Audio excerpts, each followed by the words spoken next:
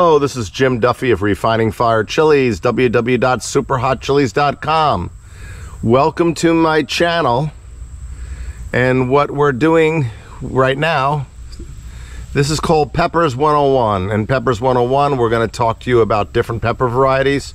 Some you may be familiar with, some you've never grown before, with the hope that this education and knowledge about peppers you'll be able to pass on to others, future generations, and you'll discover stuff yourself where you might decide to grow more chilies, different chilies, not just the same old ones you grow every year. So this is Peppers 101. What you're looking at right now is Pimiento De Arnoia. Now, Arnoia is spelled A-R-N-O-I-A. You'll see it in the title of the video on YouTube. It is a pepper grown in an area called Galicia, G-A-L-I-C-I-A, Spain. There is a whole pepper festival that revolves around this chili. Mostly they roast it and eat it green. They use it for stuffing, roasting. There's all kinds of dishes they use it for. But there's actually a festival they have in Spain every year where this pepper is like the center of the festival. And one of the other highlights of the festival is there's a specific wine that is used to eat at these festivals, I guess if you're of age, and it's called the Ribeiro, R-I-B-I-E-R-O wine. So people will come to this festival, eat all kinds of foods with this type of pepper.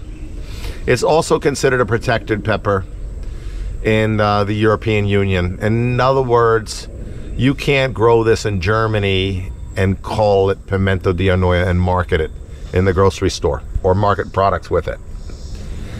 So it's got a protection status.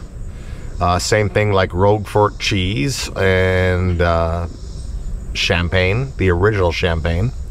You have to get those products from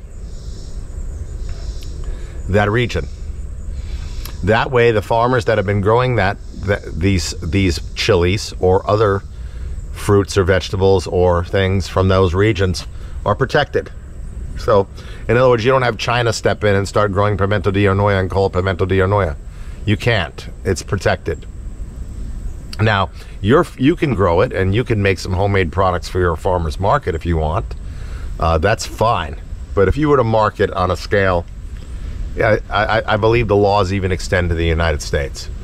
So you couldn't grow, 1,000 acres of this and market it, a product with this name, and not face legal action.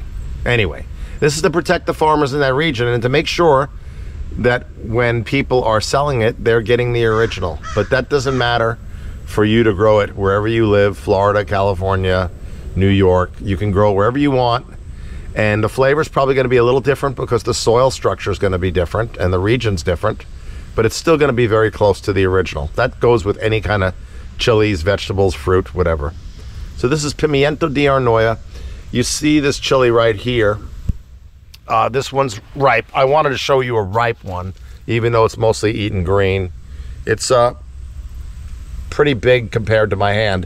But I've had these chilies get twice as big as this. Yes, twice as big as this.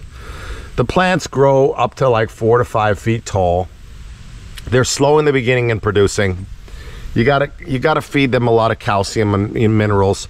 It's good to do that because like tomatoes and stuff, you can get blossom end rot because that's a large chili. So just keep in mind with large chilies, I'm just pulling off a couple big leaves here right now that are not needed.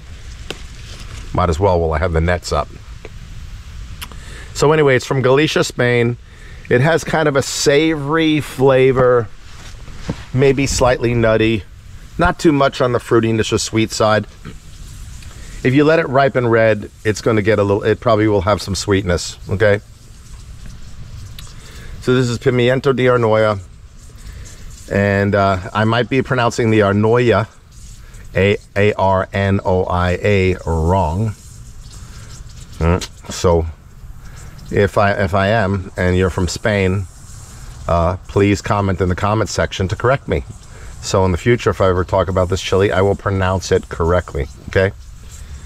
So this is Jim Duffy of Refining Fire Chilies. This is a great chili for roasting, stuffing, slicing, and put into salads, especially when green.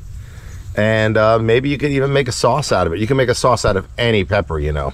It doesn't have to be just hot sauce. It could be any kind of cooking sauce. Or you could blend it into soups or stews. So hopefully you've learned about a new chili today. And here's a couple more on the plants. They're starting to develop more in the plants. You do have to stake these plants, because when you get chilies this big, they'll want to lean over, and you can break some branches. And you don't want to have a branch break while the chili's just growing, just starting to grow.